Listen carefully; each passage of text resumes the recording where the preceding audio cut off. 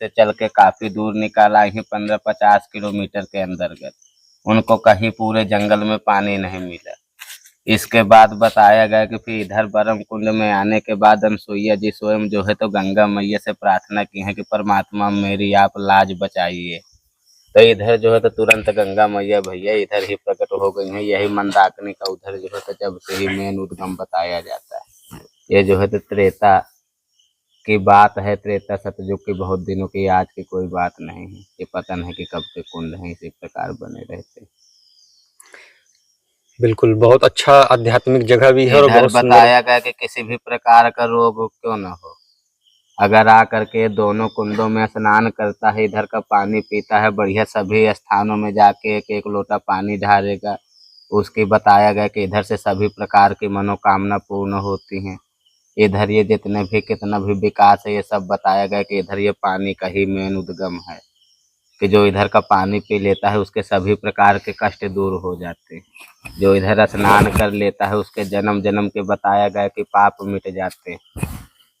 इसी प्रकार से इस कुंड का स्नान करने से ये जो है तो पीने वाला है। इसके बाद जो है तो मेन इधर जो है तो नहाने धोने के लिए बाद भी बना दिया गया है। ये सबसे पुराना मेन कुंड यही है। जैसे आप जो है देखते हैं कि कई पेड़ इधर लगे हैं, कई वृक्ष हैं, इनसे जो है तो सभी वृक्षों की जड़ें थोड़ी थोड़ी जुड़ी हुई हैं। तो सब ये जो है तो औषधि के रूप में, इसीलिए ये पानी विकृत हो गया। पता नहीं कौन से पेड़ में किस चीज की शक्ति है, और उस पानी में उसकी जड़ छुई हुई है, और उसी से उसका समझ लो कि कल्याण हो रहा है। क्योंकि बताया गया कि वृक्ष जो है तो इतने सारे वृक्ष हैं कि जितने देवी देवता नहीं हैं, जितने ही रोग बना है संसार में, जितना कष्ट है, तो उतनी ही बताया गया कि औषधि इस संसार में बनी हुई है। तब ये पता नहीं एक से औषधि है कि आपको सर्प चबा ले तो सिर्फ उसकी महक आ जाए तो उसका जो है तो विष कभी नहीं चढ़ सकता।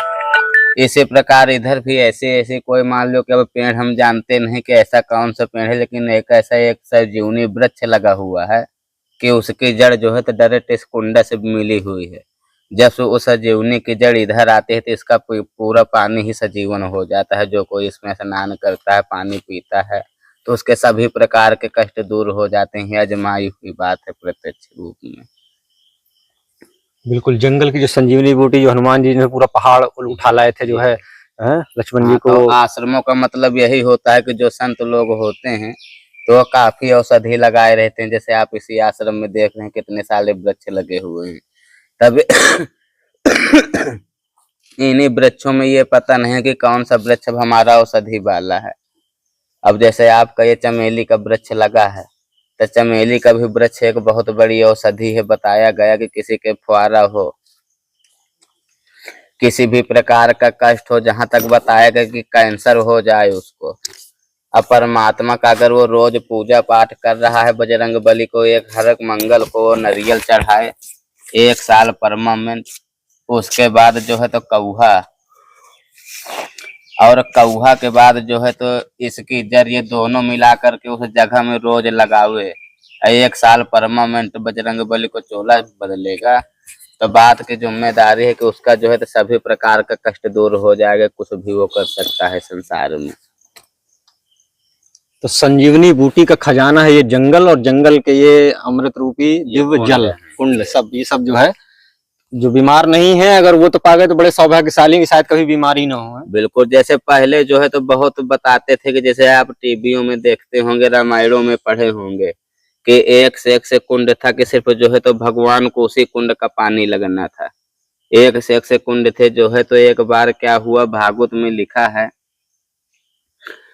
कि एक च्यवन राम के ऋषि थे, तो उनके परीक्षा के लिए जो है तो सूर्य भगवान के दोनों लड़का जो है 2 कुंड बनाए थे। तो दोनों कुंड का प्रताप था कि जो चाहे जितना बुढ़ा उसमें कूद जाए तो वो बिल्कुल जवान हो जाता था। तो इसी प्रकार ऐसे ऐसे कुंड अपने भारत देश में जो है तो मौजूद है कि जिसका आज तक कोई पता नहीं है, कि जहां तक कि उस वृक्ष का और उस कुंड का पानी एक घूंट मिल जाए तो मरा हुआ आदमी जीवित हो सकता है। तो ये सब खोजने से मिलने वाली है। ये सब कथाओं में, वेद पुराणों में भी है महाराज कुछ ऐसा। हाँ, ये सब वेद पुराणों से जो है तो लेकर के हैं, ऐसी कोई बात नहीं, हर जगह से बताया गया। चाहे आप रामायण से लो, चाहे भागवत से लो, चाहे कहीं से भी लीजिए। ये सब वेदों का है, संतों का बताया हुआ, तो संत कभी झूठ नहीं बोलते। पानी के लिए तो विज्ञान ने भी कह दिया है कि वो सोचता है, उसके माइंड है तमाम, उसके बहुत। भाई जल साक्षात गंगा है। अब जो है तो वरुण देव, पानी चाहे थोड़ा हो या ज्यादा, जल कहीं भी हो उसमें वरुण देव का वास रहता है। ये हमारी भागवत कह रही है कि कहीं भी जल भरा है, जब तक वरुण देव की पूजा नहीं होती तो कोई कार्य जल में नहीं हो सकता, चाहे वो छोटा जल हो या बड़ा जल हो। तो उसके कान मुंह जब वो देव ही है तो वो क्या नहीं सुन सकता, क्या नहीं बोल सकता, क्या नहीं कर सकता। तो ये जो है तो देव रूपी है, ये साक्षात परमात्मा है। ये जो दोनों कुंड हैं तो ये साक्षात परमात्मा है। इसीलिए बताया गया कि इनके सिर्फ दर्शन मात्र से या सभी पाप नष्ट हो जाते हैं। जो इनमें स्नान करता है, इनका पानी पीता है, तो उनका तो समझ लो कि मैया की दया से कल्याण ही हो जाता है। इसमें भैया किसी प्रकार का संशय नहीं कि जहाँ दर्शन करने आदमी जाता हो और उधर का चरणामृत हो मिल जाए तो इतने से बड़ा सौभाग्य क्या हो सकता है। तो इसी प्रकार परमात्मा का ये चरणामृत आप भरा हुआ है। परमात्मा रोज स्नान करती है, आइए बढ़िया प्रसाद लो, अब अपना चले जाइए। गारंटी है कि सच्चे भाव से आइए, बढ़िया सभी मंदिरों के दर्शन लीजिए और दोनों कुंडों के दर्शन लेकर के थोड़ी थोड़ी बढ़िया पंचामृत जैसे मंदिरों में देते हैं, थोड़ी बढ़िया पंचामृत लीजिए तो गारंटी है कि सभी प्रकार के कष्ट दूर हो जाएंगे इधर सिर्फ आने से। बाकी कोई कुछ बताए या ना बताए, इधर आए 5 सोमवार वो लगातार, और इधर का पानी सिर्फ पिए, नहाए धोए, देवतन का थोड़ी ख्याल करें हटा कर बढ़िया फूल पाती लागी तो दूध उठे चढ़ा हुआ है। और बढ़िया कहा है कि महाराज स्वामी मेरा कष्ट तुम दूर करो, परमात्मा तुम्हारे अलावा मेरा कोई नहीं। जब अपना सहारा उसी में छोड़ देगा तो बात की जिम्मेदारी कि उसका कोई बाल बांका ही नहीं कर सकता। भाई जो लाठी का सहारा ले ले तो उसी को समझ लो कि अभी ये परमात्मा का सहारा नहीं लिया, क्योंकि जिसको परमात्मा का सहारा है तो उसको किसी चीज के सहारे की आवश्यकता ही नहीं, न तो उसको लाठी की आवश्यकता पड़ना है, क्योंकि लाठी हुई तो परमात्मा की बनाई हुई है। तो जब परमात्मा का सहारा इस शरीर से चला जाता है तो जब हमको कई चीज सहारा बनाना पड़ता है। और जब मैये सहारा है तो हमको किसी चीज का सहारा चाहिए क्या? किसी चीज का नहीं। तो इधर जो आ जाता है साफी धय के बढ़िया मूड धय के सब देवतन में गुहाल पड़े, एक एक लोटिया जल चढ़ा हुआ है। इनकर पानी पी ले तो जिम्मेदारी से उसका पूरा कष्ट दूर हो जाएगा, बात की जिम्मेदारी, इसमें किसी प्रकार का संशय नहीं। तो ये थी एकदम जंगल जड़ी बूटी वाले बाबा फलाहाली योगी महाराज जी की, जो ये दो कुंड हैं जिसमें जो है तमाम तरह की न सिर्फ रोग बीमारियां दूर होती हैं बल्कि जन्मों जन्मों के बहुत सारे कष्ट भी दूर हो जाते हैं। बस त्याग, तपस्या और थोड़ा सा भाव की जरूरत है उसमें। तो ये 2 कुंड थे बढ़िया सुंदर से, अच्छे से अमृत रूपी। और इसके बाद जो है तो महाराज जी और बहुत अच्छा ये आश्रम लगा जो है इसमें जी। तो आप यहीं रहते हैं और भ्रमण करते हैं? हाँ, हम इधर अभी रहते नहीं, हमारा स्थान वीरगढ़ में है।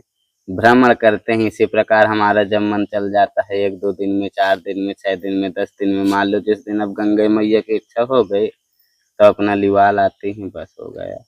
अब बाकी ये है कि जब परमात्मा की सब लोगों की इच्छा होगी इधर स्वच्छता बनाए कृपा करके, तो फिर मान लो कोई भी संत रह सकता है, इसमें कोई प्रकार का दुराय नहीं। लेकिन इधर के क्षेत्रीय आदमी का कोई ज्यादा सहयोग नहीं दिख रहा, ये है।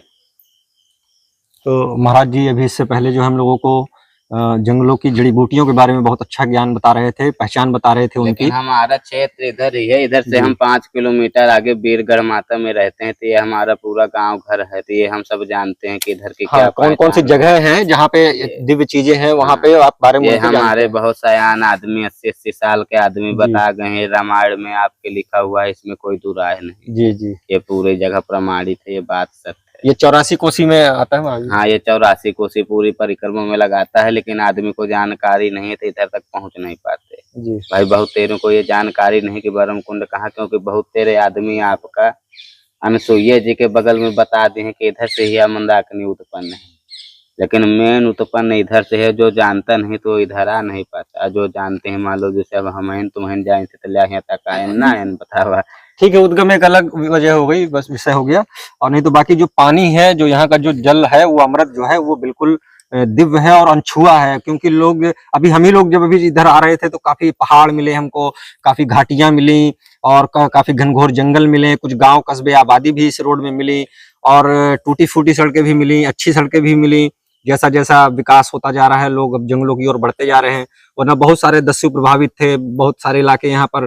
तो अब तो बहुत अच्छा है, और चित्रकूट के जो धाम का जो पूरा ये बुंदेलखंड का इलाका है, ये पूरे उच्च परिक्षेत्र में ये एक बढ़िया से दिव्य कुंड का हम लोग आज दर्शन कर रहे थे और देख पा रहे थे, जहाँ पर अभी भी एकदम सन्नाटा है, कोई भक्त नहीं आते हैं यहाँ पर। यहाँ पर आते हैं तो सिर्फ यहाँ जंगली जानवर, जंगली जीव, पशु पक्षी, और यहाँ पर वो इस दिव्य जल को ग्रहण करके जो है वो आनंद लेते हैं। तो ये जंगल के थे, और महाराज जी का ही आश्रम जो मैंने आपको दिखाया था वहाँ पहले वीडियो में अपने, तो उसमें महाराज जी ने बढ़िया जड़ी बूटी हमको जंगलों की दिखाई थी, कितनी बढ़िया बढ़िया। इन्होंने दादी नानी के जो नुस्खे होते थे कि वो घर पर ही अपने बड़े से बड़े बीमारियों का इलाज कर लेती थी, और वो जो स्थान में आने के बाद हाँ वो जो एक परंपरा थी वो धीरे धीरे विलुप्त हो गई। तो हमारा उद्देश्य था महाराज जी का, जैसे कि हर कोई, अब जैसे बारिश होती है तो बारिश के घरों के आसपास ही, चाहे वो शहर में रहता हो, गांव में रहता हो, कस्बे में रहता हो, कहीं भी रहता हो, उसके आसपास कुछ ना कुछ तो हरियाली हो ही जाती है। तो वो जो छोटी छोटी सी घास भी है, अगर हर व्यक्ति उसके बारे में जान ले तो निश्चित तौर पर बहुत उसको जीवन की छोटी छोटी चीजों के बारे में पता होने से वो अपना जीवन सफल बना सकता है, अच्छे से व्यतीत कर सकता है, फालतू समय, पैसा और बर्बादी से उसको बचाया जा सकता है। हाँ भाई, आदमी को जुआ खेलना है, दारू पीना है, नशा करने जाता है, शहर को भाग जाता है, ये सब करके नहीं बताया गया कि मुखम पवित्रम यादेरा नामा। तो बताया गया कि बरम कुंड में आने के बाद भैया कितना भी बड़ा पाप क्यों ना हो जाए, लेकिन जो मांस मदिरा का परित्याग कर करके बरम कुंड में आकर सीताराम भगवान का आधा घंटा 5 मिनट 2 मिनट जो बताया गया कि इधर आने के बाद भजन करता है, तो उसके नीचे के तो भैया गति तो बन जाती है। लेकिन बात की जिम्मेदारी है कि 2 मिनट भी अगर वो भजन करेगा तो दादू उसका समझ लो कि ऊपर का भी बन जाएगा। इसीलिए कोई भी है तो सबसे प्रथम वो सीताराम भगवान को शाम सुबह जो है तो जरूर ख्याल करे।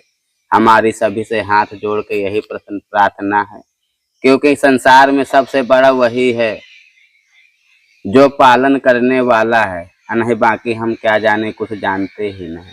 तो परमात्मा को ही सब कोई जपिए, क्योंकि कहा गया कि मुखम पवित्रम यदि राम नामा। दिन भर राज श्री खाते हो, गुटखा खाते हो, गाली दूसरे को बकते हो, तो दिन भर पाप हो जाता है।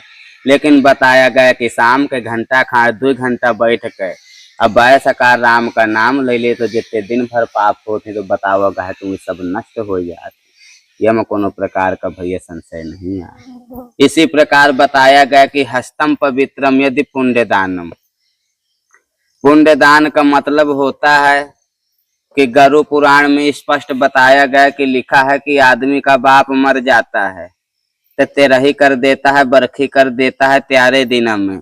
लेकिन गरु पुराण के स्पष्ट से बताया गया कि 3 साल उसको सिर्फ जो है तो यमपुरी तक 6 महीना उसको बैतारनी नदी नाकने में लग जाता है। त्यारे दिन में ओखे तेरही कई दिन जाती, इसीलिए बताया गया कि उसका पुरखा परेशान करता रहता है।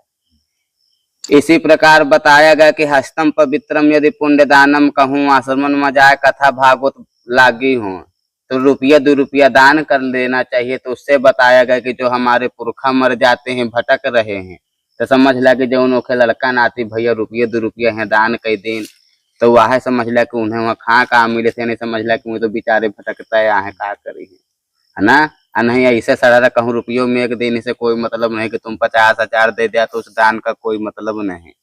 इसी प्रकार बताया गया कि कहीं भी दान करो किसी भी मंदिर में तो पाए पुरखन का नाम जरूर ले ले, तो वहू से दोहारा पैदा है। वह देवता तो वह सिसबे करी जो उन्हें दुआरे में जइया, लेकिन वो देखे नाव से तुम देहा तो समझ लो कि वो मर तो गया है, लेकिन वो ऊपर से जरूर से क्या मान आती समझ ला कि खुशी रहे। अब बताओ कहा कि घर का पुरखा आशीष दे तो दूसरे के आवश्यकता ही नहीं है। तो जब तक बताया गया कि आदमी कभी वह घर का पुरखा बिगड़ जाते तो आदमी कह दे कि दुल्हा बिगड़ा है, भैरा माँ बिगड़ा है, मरहिया बिगड़ी है। लेकिन ऐसी कोई बात नहीं, उसका मुख्य पुरखा बिगड़ जाता है कि जिंदा में वही पूज न पाए, बाद में तेरही कई दिन है यहाँ न पूछे कि वह कहाँ भटक रहा है। तो इसी प्रकार बताया गया कि भैया ये सत्संग है कि हमको कहीं भी दान देना है तो हमारे हाथ पवित्र हो जाते हैं। कहूँ देवतन में जाके बंदरन का बढ़िया हाथन से खवा दे, मछरिन को चुना दो, चींटियों को चुना दो, तो बताया गया कि हस्तम पवित्रम यदि पुण्य दानम, वही हाथ पवित्र हो जाते हैं। और पदम पवित्रम यदि तीर्थ यात्रा। अब जैसे आप लोग करबी से आ गए, भैया हरे चल के आश्रम में आ गए, हम ले अपन आश्रम छाड़ के आपके इधर आ गए है ना, तो पदम पवित्रम यदि तीर्थ यात्रा बताया गया कि संत मिलन को जाइए, के ताज माया अभिमान, जो जो पग आगे धरे, कोटिन याग समान। त कोनो आश्रम में जाए से भैया कहूँ कथा भागवत होत हो, कहूँ संत बैठ हो, ओके मिलने से जाने से बताया गया कि एक पग चल जा तो 1000 भागवत के बराबर फल प्राप्त हो जाता है। इसीलिए हमको कहीं भी जाना है तो पैदल यात्रा में जाना चाहिए। लेकिन मैं देखा कि आजकल कलयुगी यंत्र बन गए हैं कि जाना समझ लो बात को कि परमात्मा के गंगा नहाने आया है, लेकिन समझ लिया कि वह गंगा में अपन 4 पहिया घुसाने के मन करे थे कि मैं धो लियो थोड़ी से। तो ये बताया गया कि सब नहीं होना चाहिए। कहीं भी जाना है तो कम से कम 2 पग 4 पग 10 पग ओखे लगे पैदल चल के जाओ चाहिए भैया, नहीं कि तुरंत ओखे लगे गाड़ी में पहुंच जा, बढ़िया है महाराज। तो इसमें बताया गया कि हमको पाप भी लग सकता है ना, तो हमको कहीं भी जाना है तो 10-5 पाँव अगर ओखे खातिर हीठ जाएंगे तो हमारा पद भी पवित्र भैया, पाँव पवित्र हो जाए। पदम पवित्रम यदि तीर्थ यात्रा। और हृदयम पवित्रम यदि ब्रह्म ज्ञान, हृदय भी पवित्र हो जाएगा जब सीताराम भगवान का आत्मा में भैया ज्ञान प्राप्त हो जाएगा। तो बताया गया कि हृदय भी ऑटोमेटिक प्राप्त हो जाएगा, इसमें किसी प्रकार का संशय नहीं। बोलिए साईं सदगुरुदेव दयाल की, जय माता की, जय मां मंदाकिनी मैया की जय। बोलिए मंदाकिनी मैया की जय।